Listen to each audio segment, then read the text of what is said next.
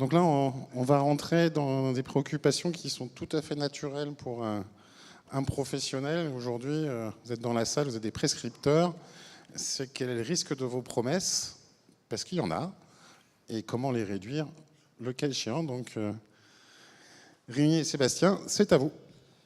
Oui, bonjour à tous, Rémi Antomarchi, avocat à Paris. Je venais aujourd'hui pour, effectivement, dans le cadre de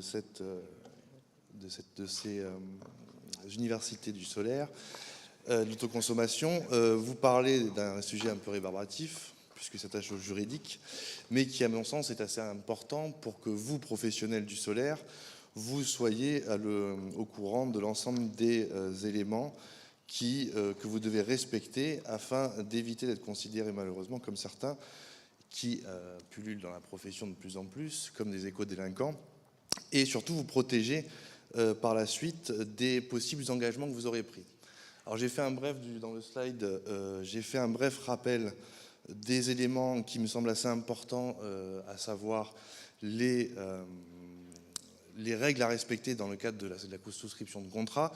Alors c'est un très bref rappel, c'est sur les règles du code de la consommation instaurées par la loi Hamon, qui, vous le verrez dans les jurisprudences que je cite, peuvent entraîner en cas de non-respect la nullité du contrat et qui aujourd'hui sont souvent non respectés justement par ceux que j'appelais au préalable les éco-délinquants.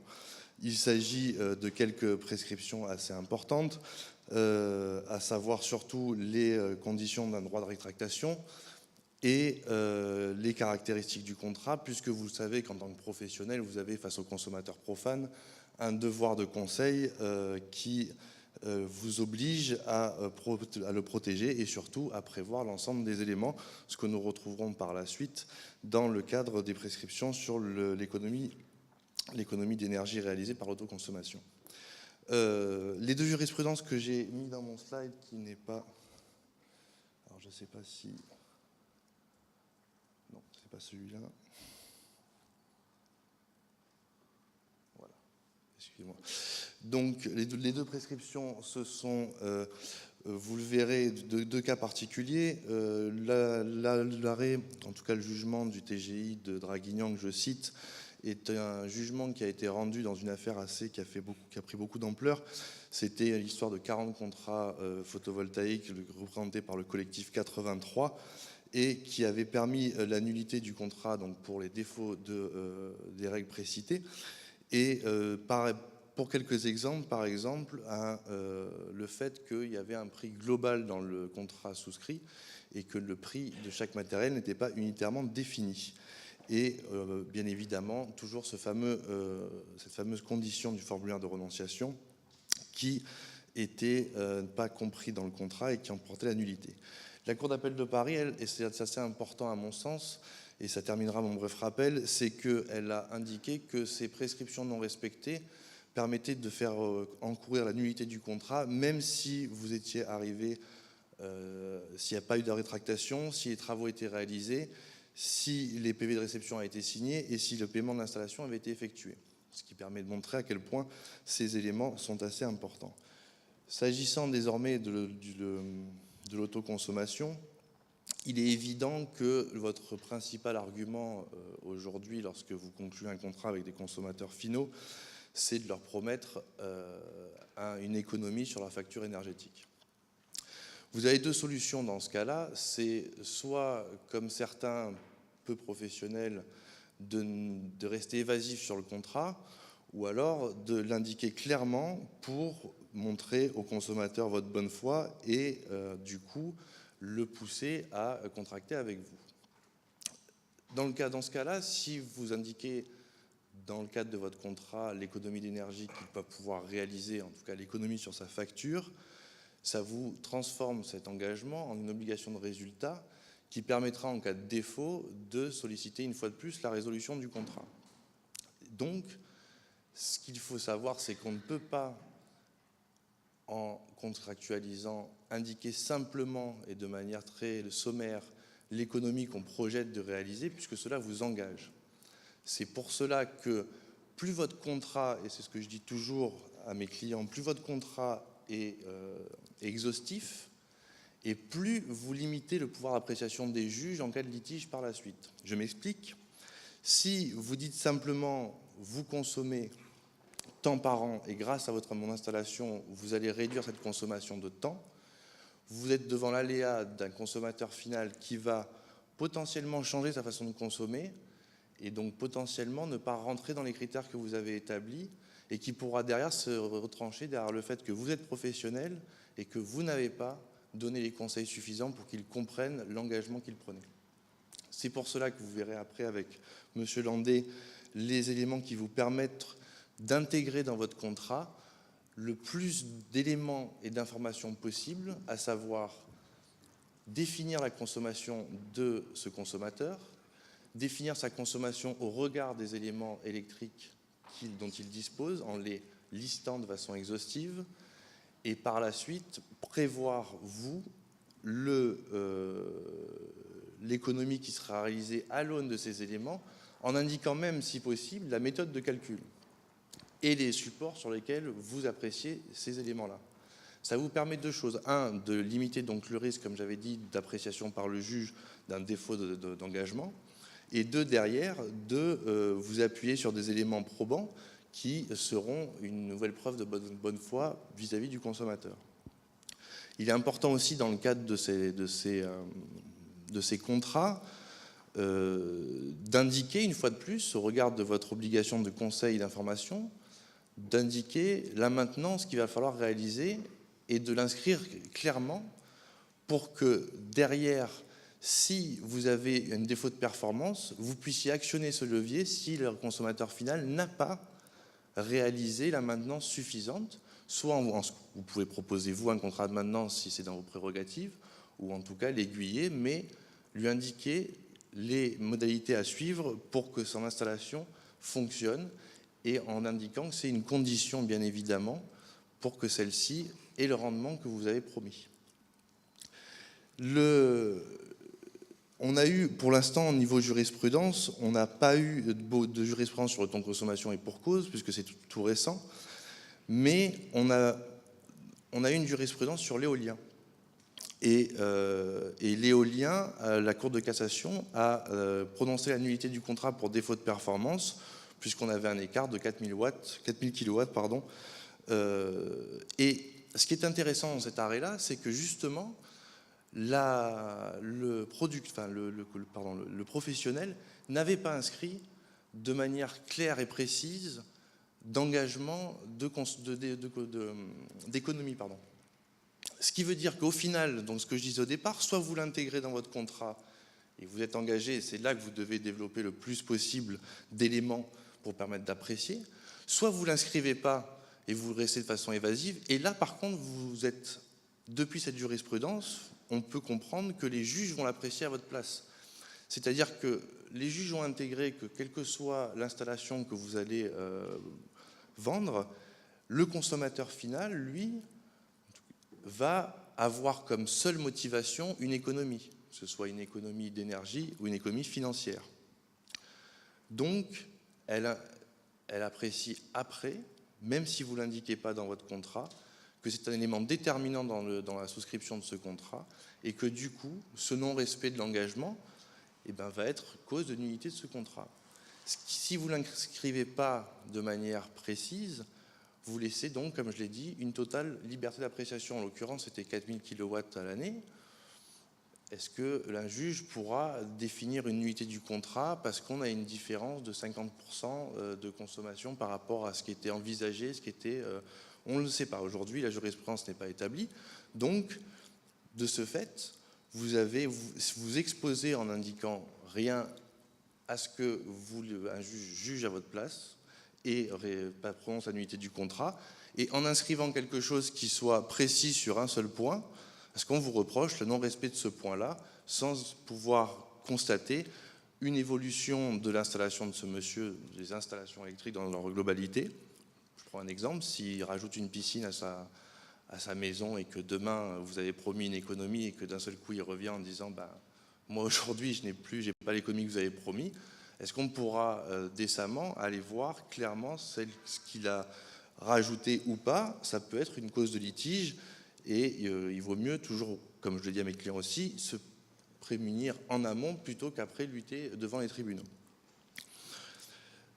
Le dernier point de mon intervention, puisque je laisserai ensuite la parole à M. Landé sur les prescriptions techniques, c'est sur cette histoire, comme vous le savez, de contrats de prêt qui sont adossés au contrat de vente des installations photovoltaïques, qui ont vu depuis quelque temps, et vu le développement des éco-délinquants, c'est la Cour de casse mettre sur le dos des banques prêteuses des obligations de contrôle. On a commencé donc avec ce dont je parlais au début, c'est-à-dire les prescriptions du Code de consommation. On a une jurisprudence qui nous indiquait clairement que le fait de ne pas avoir respecté ces prescriptions aurait dû être relevé par la banque prêteuse, et que du coup, la nullité du contrat de vente de installations entraînait la nullité du contrat de prêt, et donc le remboursement des sommes aux consommateurs. On a vu par la suite que cette obligation s'étendait non pas jusqu'à ce que les travaux soient finis, mais jusqu'à ce que le raccordement soit effectué. C'est-à-dire que la banque prêteuse devait arriver à contrôler que le raccordement ait été effectué pour pouvoir contrôler que l'installation fonctionnait réellement et pas simplement que les travaux étaient réalisés et terminés. Et puis, on a ensuite, et c'est ça qui est le plus intéressant dans le cadre de l'autoconsommation, on a ensuite une jurisprudence où, pour défaut de performance énergétique, donc pour l'histoire de l'affaire de l'éolien dont je parlais juste avant, où le contrat de vente a été considéré comme interdépendant avec le contrat de crédit, et donc du coup le contrat de crédit a été annulé. Ce qui veut dire que quand on a affaire à un éco-délinquant et que la société qui a vendu l'installation a été liquidée, la seule entité qui va en subir les conséquences sera la banque qui est prêteuse. Par contre, pour quelqu'un qui est solvable, honnête, professionnel et qui n'a juste pas inscrit les prescriptions et qui voit son contrat annulé, c'est lui qui va devoir ensuite rembourser les sommes que la banque aura prêtées au consommateur final. Donc, aujourd'hui, c'est un réel enjeu pour vous, professionnels du solaire et dans le cadre de l'autoconsommation, d'être le plus précis possible, d'utiliser le maximum de méthodes pour permettre une information claire, précise, concise au futur consommateur, afin que ce dernier ne puisse pas ensuite vous reprocher un défaut d'information et un défaut de performance qu'il aurait estimé lui-même en qualité de profane. Je termine très brièvement sur ce qui me paraissait intéressant et qui dépasse le cadre du thème actuel, mais sur la garantie décennale aujourd'hui, surtout dans l'autoconsommation, puisque on voit qu'on a ce problème de défaut de performance énergétique et que depuis des années et des années, la bataille qui est livrée au niveau juridique, c'est de savoir si la garantie décennale s'applique au défaut de performance énergétique ou pas. Pendant un moment, on a vu une jurisprudence évoluer, mais de façon sans réellement de critères établis, ce qui laissait une certaine marge d'appréciation une fois de plus au juge et créer une insécurité juridique. Depuis, on a voulu légiférer sur ce point pour permettre de créer un certain régime et de créer une condition de mise en jeu de la garantie décennale. Malheureusement, la jurisprudence aujourd'hui est très floue, puisque ce critère qui a été mis en jeu est un critère qui est relatif au coût exorbitant que entraînerait le défaut de performance, et ce coût exorbitant est malheureusement indéfini. Ce qui fait que pour le moment, et jusqu'à preuve du contraire et jusqu'à des jurisprudences sortent, vous avez une possibilité de mettre en jeu cette garantie, mais il faut s'entendre sur la notion de coût exorbitant qui n'est définie nulle part et qui, pour l'instant, n'a pas été appuyée sur des critères permettant de la définir. Donc voilà, nous avons pour l'instant, aujourd'hui, une certitude, c'est qu'il y a de très grandes chances pour que les juridictions n'appliquent pas la garantie décennale en cas de défaut de performance énergétique. Et je laisse la parole à M. Landé. Merci beaucoup. possible d'utiliser cela? Merci. Donc, bonjour à tous. Sébastien Landais, gérant de la société InnoWatt Energy basée en Mayenne, acteur du solaire depuis 1999, dans l'autoconsommation et dans la prescription de l'autoconsommation depuis 5 à 6 ans. Et là, l'intervention, c'est justement pour donner suite à Rémi sur tout ce que nous, on a pu mettre en œuvre au sein de l'entreprise pour essayer de se sécuriser et sécuriser le client sur tous les chiffres qu'on lui apporte liés à l'autoconsommation. Donc, à l'heure actuelle, on établit 4 étapes qui, il me semble, sont celles qu'il faut prendre en compte. D'abord, une rencontre avec le client et on essaye de voir avec lui l'intégralité de son projet, ses ambitions. On essaye de récolter toutes les informations possibles liées à un projet de construction, à une rénovation, à des projets d'aménagement de consommation, enfin, tout ce qui va pouvoir nous fournir comme élément d'information sur lequel on va déjà pouvoir faire une préétude. En deuxième étape, liée à la restitution des différents scénarios sur lesquels on aura travaillé, on fait intervenir un bureau d'études qui vient à ne pas passer, plutôt à passer à l'étape pratique plus que théorique. L'étape 3, une fois que tout aura été validé, on fait l'installation. Et l'étape 4, et c'est celle-là qui me paraît la plus pertinente, c'est qu'on met en place tous les éléments de suivi, tant en comportement énergétique de consommation, comportement électrique également de tout ce qui est consommation, face à tout ce que l'on est en phase de produire.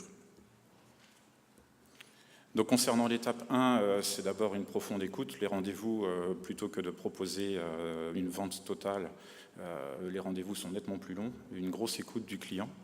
On essaye de collecter le plus d'informations possible, tant sur le projet d'aménagement, les projets de rénovation, les projets d'équipement, l'activité, s'il y a une croissance, pas de croissance, enfin, voilà. On essaye vraiment d'établir sur les connaissances du client le plus possible d'éléments sur lesquels on va pouvoir travailler.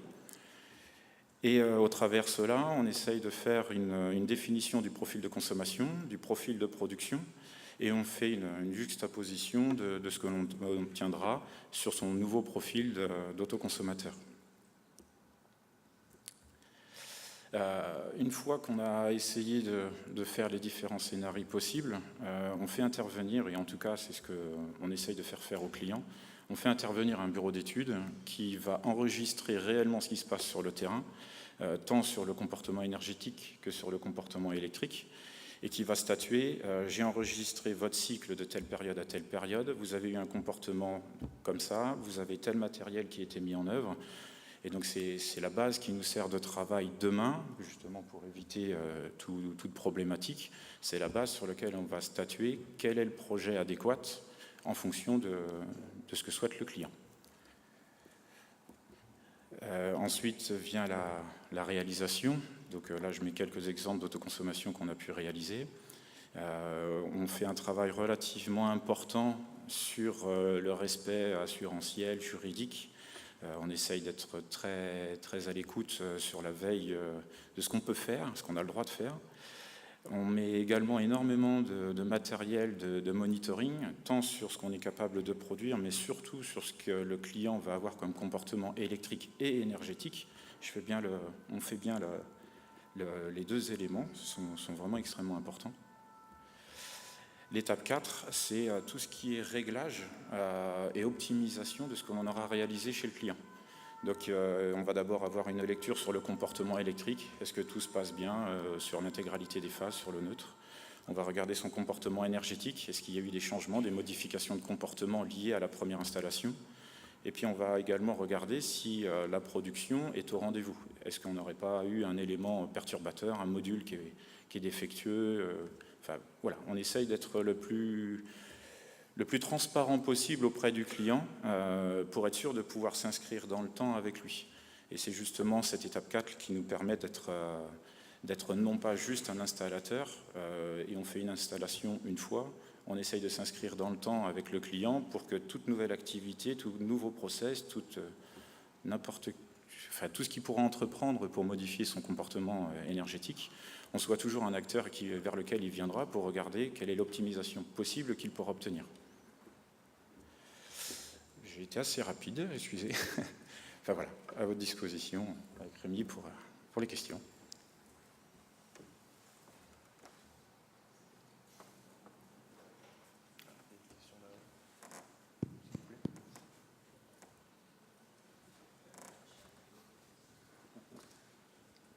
Oui, j'aurais posé pardon, Michel Lamotte, membre des services consultants en solaire.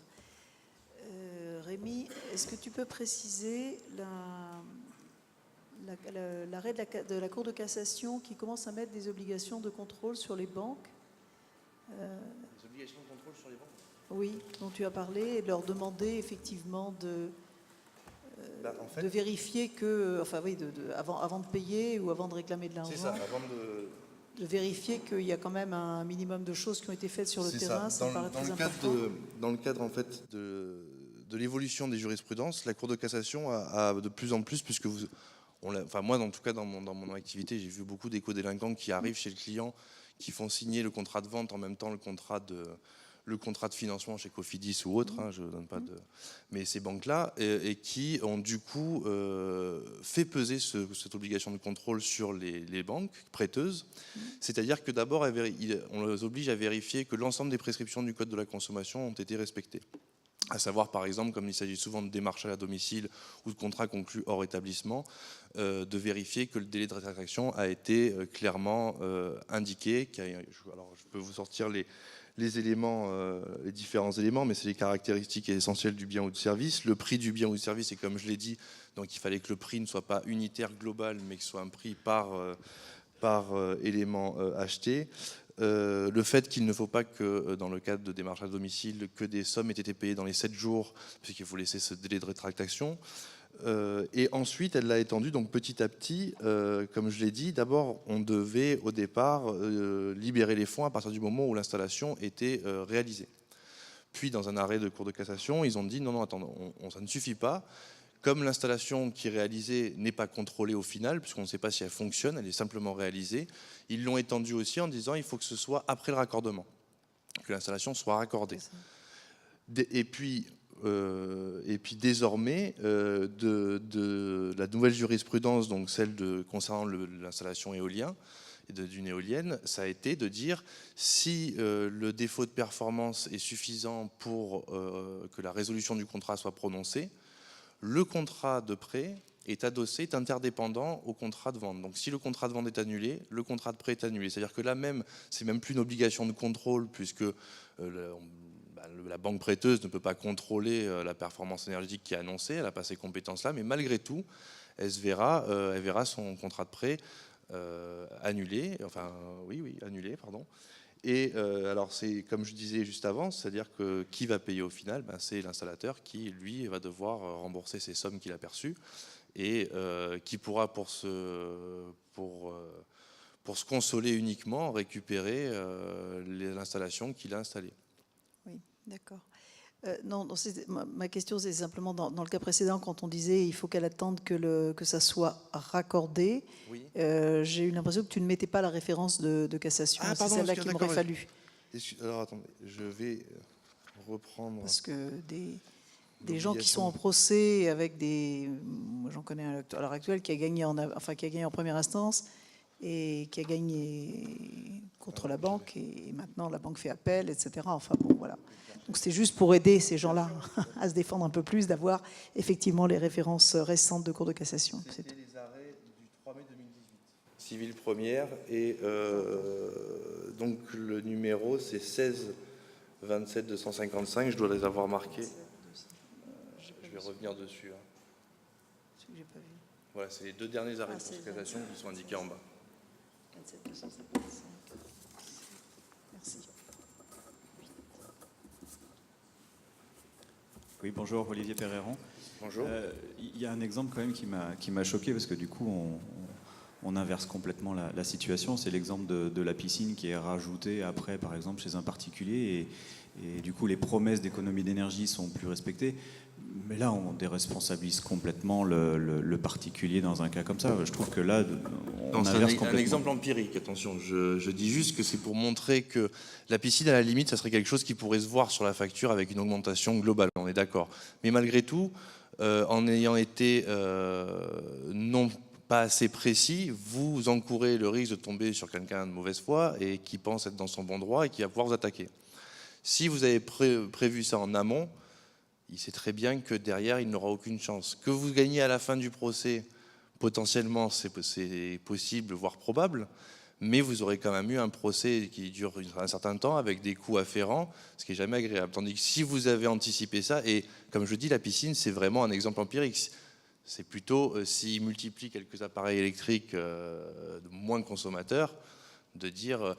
L'exemple de la piscine, par contre, est intéressant uniquement sur je reviens là-dessus, sur le fait que quand vous faites votre estimation, vous devez avoir une période suffisamment longue pour anticiper les consommations différentes selon les époques. Et justement, la piscine est une consommation qui, normalement, a lieu plutôt au mois de printemps, été et début de l'automne. Et donc, il faut prendre en compte l'ensemble de ces éléments. C'est pour ça que l'estimation la plus précise possible et sur une période la plus longue est intéressante. Mais effectivement, la piscine, oui, c'est un cas vraiment à l'extrême. D'accord. Et du coup, je voulais rebondir également sur le mode opératoire. Alors, sur le principe, je suis complètement en phase avec ce mode opératoire. Mais chez le particulier, je ne suis pas installateur, hein, mais je me mets quand même à la place des installateurs. Je n'imagine pas qu'on fasse un relevé de la consommation et un relevé des courbes de charge pendant un an chez tous les particuliers chez qui on veut faire de l'autoconsommation. Enfin, ça me semble assez difficile. Je pense qu'on peut partir sur des profils type de consommation. Et donc, du coup, j'imagine que l'installateur doit avoir une difficulté à lister appareil par appareil, qu'est-ce qu'il consomme pour se couvrir. Enfin, Non, je veux bien combattre l'éco-délinquance, mais du coup, si pour combattre ça, il faut faire une étude pendant un an de la consommation de chaque particulier, c'est impossible. Quand je parle d'information, ça peut être pris sur les factures antérieures de données d'énergie qu'il peut avoir, sur un état des lieux des appareils justement en présence, ça vous n'avez pas besoin de faire une estimation sur un an, et sur les factures annuelles sur 2-3 ans antérieurs qu'il doit vous fournir pour que vous puissiez estimer ça. C'est pas vous qui allez mesurer pendant une période d'un an avant de faire votre installation, ce serait impossible, on est d'accord. C'est plus sur une approche... vous pouvez faire un contrôle pour estimer, vous, une consommation sur 1 semaine, 2 semaines, pour vérifier un petit peu les informations contenues dans les factures, et puis passer après sur une étude papier par rapport aux éléments que vous lui demandez. C'est plus techniquement, je pense que c'est plus comme ça que ça va se faire qu'effectivement une vérification à l'extrême sur site.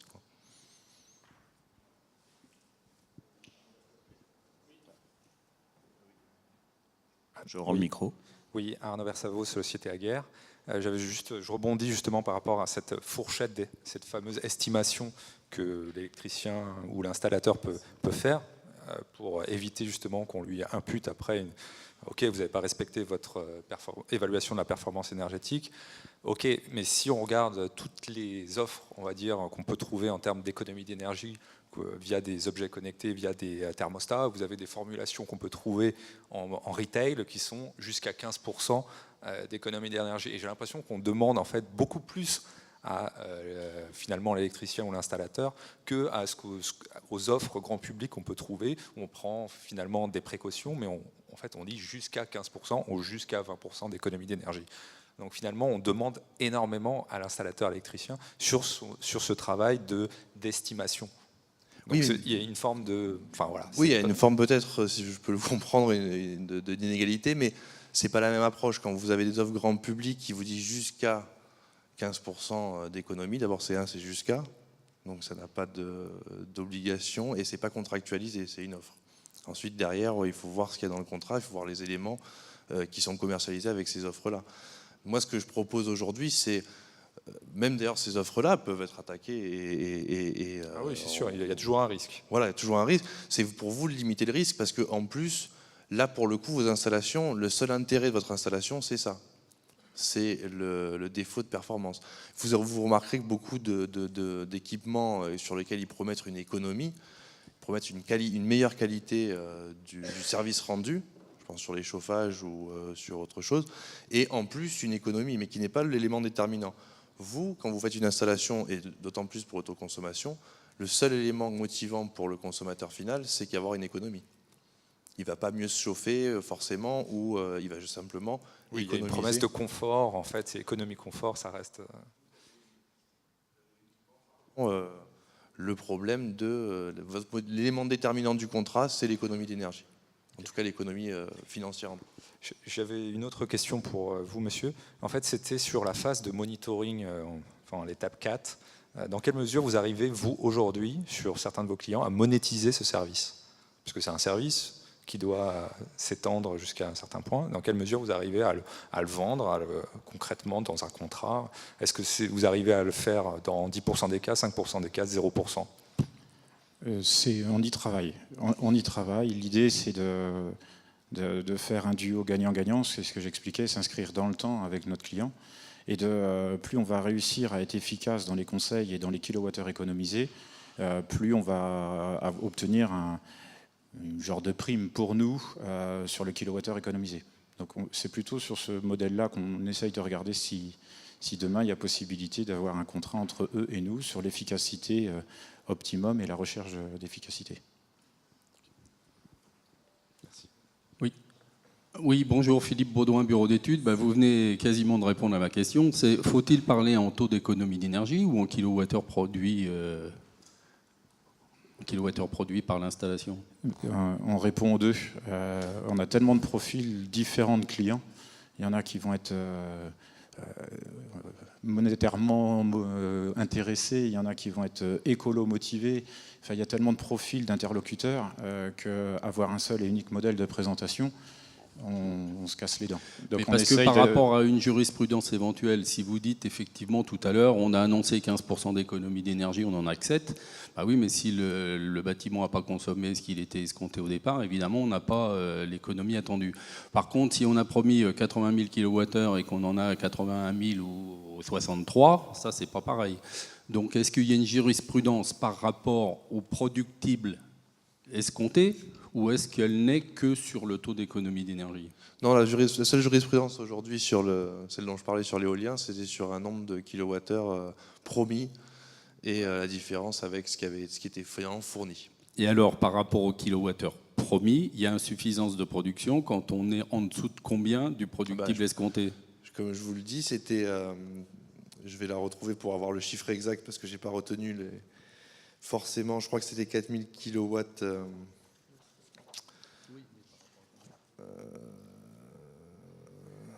Oui, c'était 4000 kW, mais si c'est 4000 kW par rapport sur à... 6000, enfin je crois que... je ne vais pas vous dire de bêtises. 4000 sur 6000, ça fait beaucoup. Voilà, c'est ça. Je vais le retrouver. D'accord, merci.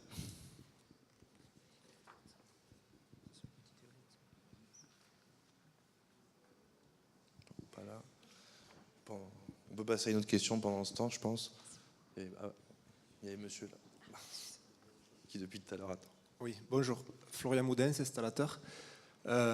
Lorsqu'on utilise un logiciel mis à disposition gratuitement ou en payant de simulation de production, qu'on imprime le résultat, à la fin, il y a toujours une petite phrase comme quoi on ne peut pas tenir responsable la société qui a mis à disposition ce logiciel si les résultats ne sont pas ceux qui sont atteints. Voilà. Bon, moi, naïvement, je l'interprète comme je la lis. Je me dis, bon, mais voilà, je ne tiendrai pas responsable si ce n'est pas respecté, cette société. Est-ce que ça veut dire vraiment quelque chose, cette phrase? Est-ce qu'on peut l'utiliser, nous, en tant qu'installateur, lorsqu'on propose une simulation? Ou est-ce que c'est naïf? Oui, c'est-à-dire que pour vous, vous dites dire que si votre promesse repose sur un logiciel qui, finalement, s'avère faux... Non, ouais, alors les logiciels donnent à peu près les mêmes résultats, peut-être, mais... Cette phrase, que lorsqu'on imprime le résultat, cette phrase est inscrite en bas. On ne peut pas tenir responsable le logiciel si les résultats ne sont pas ceux qui sont professionnels, donc effectivement, potentiellement, il faut voir après le contrat qui vous lie pour l'utilisation de ce logiciel, mais à partir du moment où c'est un professionnel qui l'utilise, cette phrase peut être opposable, c'est pas considéré comme une clause abusive, quoi. Donc nous, si on met ça sur le document... si vous le mettez par rapport, vous pouvez pas l'opposer par contre au consommateur final. Voilà, lui est un profane, question, donc sinon ça veut dire que, surtout que ça n'a aucun sens puisque votre engagement de production sera contractualisé. Donc à partir du moment où il est contractualisé, vous pouvez pas dire après, mais ce chiffre, moi je m'engage pas là-dessus puisque c'est juste une simulation. Donc c'est bien la notion de contrat qui nous fait parler d'engagement là. Et le contrat, c'est quoi au final? C'est lorsqu'on signe ce papier-là, concrètement ou Le contrat, si vous voulez, c'est ce que vous allez signer, le contrat de vente de l'installation. Et comme je le disais, vous pouvez faire un contrat de vente en respectant les prescriptions du code de la consommation uniquement et vous dire voilà, je vous fais cette installation et rien promettre. Mais je vous ai montré que malgré tout, même si vous promettez rien, la Cour de cassation estime que le seul intérêt étant l'économie d'énergie, ils vont appliquer une appréciation qui sera la leur. Et c'est pour ça que je permets de vous alerter sur le fait qu'il vaut mieux, vous, en amont, mettre le plus de prescriptions. Après, vous pouvez mettre des fourchettes. Ce n'est pas forcément une production pure et précise, une fourchette, mais au moins de montrer que vous avez promis une certaine économie et qu'elle se réalise. Après, c'est à vous de la moduler en fonction de votre expérience et des régions où vous pouvez installer et tout ça. Mais il y a un moment donné, il faut quand même s'engager sur quelque chose. Ouais, ok. Voilà. Merci. Je vous en prie.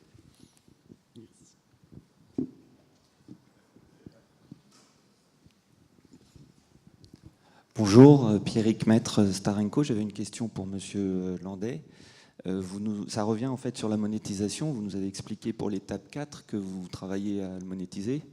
Et quid des étapes 1 et 2 ? Dans votre process, dans les différentes étapes, vous nous avez expliqué que l'étape 4 du monitoring, vous travaillez pour la monétiser et la facturer. Ce n'était pas toujours évident, ce que j'ai compris. Mais les étapes 1 et 2, en fait, vous les facturez ou comment ça se passe ? La première étape reste une étape interne InnoWatt. Elle est gratuite et on essaye d'établir vraiment une cartographie assez large de ce qu'on peut faire du kilowattheure solaire. Dans un second temps, avant vraiment d'aller plus loin et surtout de passer à la phase réalisation, l'intervention du bureau d'études, elle est facturée. Elle est facturée au client final. Merci. Oui, alors c'est plus un témoignage par rapport aux questions. Deux aspects. Je suis installateur, donc un des moyens de s'affranchir de tout risque d'action en justice, c'est effectivement d'être très prudent sur la puissance qu'on va proposer en autoconsommation, quitte effectivement, comme fait monsieur, à accompagner le producteur ensuite dans son suivi de consommation et de lui faire évoluer la puissance ultérieure pour coller au mieux à ses besoins. Et si on est prudent comme ça, en tant que professionnel, en principe, on a assez peu de risques de recevoir une action en justice. Et après, pour répondre, alors là, c'est ma casquette d'expert judiciaire, sur les problèmes des logiciels. C'est normal que les éditeurs de logiciels soient prudents comme ça, puisque tout logiciel ne répond qu'aux paramètres qu'on va rentrer dedans. Et ça, c'est la responsabilité du professionnel. Il y a effectivement des logiciels en ligne qui permettent de jouer, par exemple, sur le coefficient de performance de l'installation, sur lequel vous pouvez effectivement sortir des ratios de performance absolument énormes. Et ça, effectivement, si après ça va en judiciaire, moi, quand c'est la première chose que l'expert va analyser, est-ce que la performance de production annoncée est dans la cohérence de ce qu'on attend réellement aujourd'hui d'une installation, ou est-ce qu'il y a des curseurs qui ont été poussés de façon aberrante qui, à ce moment-là, bien entendu, nous permettent de dire au juge, oui, là, il y a effectivement exagération de l'annonce du productible possible. Et ça peut facilement être défini pour qu'un juge ensuite puisse prendre sa décision. Merci de cette précision. On arrive au bout de cette première matinée. J'espère que ces modules vous avez apprécié. On a essayé qu'ils soient variés et précis pour l'exercice de la profession. Donc je vous invite à déjeuner à côté, retour à 14h. Donc même principe, on a encore 4 modules de 3 quarts d'heure avec une pause café dans l'après-midi. Donc merci à vous.